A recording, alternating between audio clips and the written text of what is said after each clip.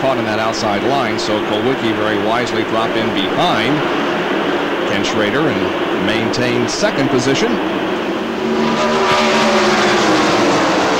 Another crash involving several cars. Ooh, big time crash over that time. Derrike Cope and Jimmy Spencer are two of those involved, and there are others.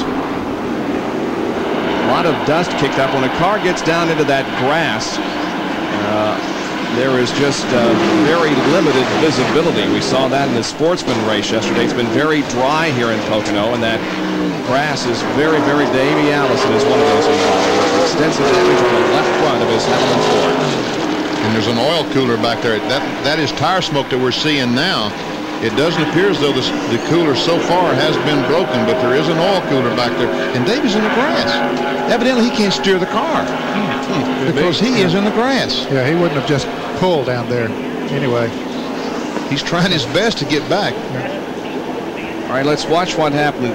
The accident is happening in front of Davey Allison. That's Dave Marcus in the 71 car. Marcus backs off when he sees the crash, hits the brakes hard. Davey just can't get stopped. And there's the crash starting. There's Derrike Cope, the Purelator Chevrolet, spinning. He goes up the racetrack and watches he and Jimmy Spencer meet head on. There's Rick Mast coming in. He gets his car slowed down, the car number 1, and Marcus spins, and then... I'm sorry, I thought that was not Rick Mast's car. Spencer hits the car number 10 then, who is sitting right in front of him.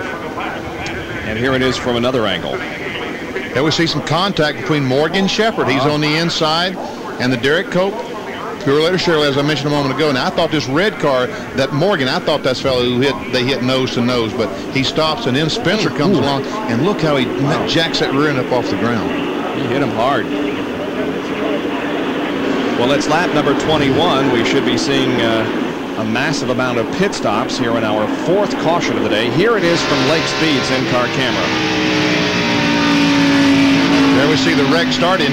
Lake sees the smoke. He backs off.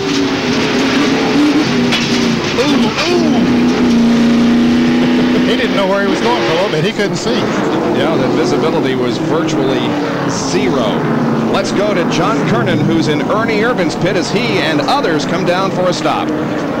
Ernie has had one of the fastest cars here over the weekend. Qualifying, he said the car got loose on him. That's why he qualified back just a little bit. But he has been running well today. He's told Tony Glover the car feels pretty good, but they've decided they can only go about 35 laps on a load of fuel. They've decided to bring it down on lap 22.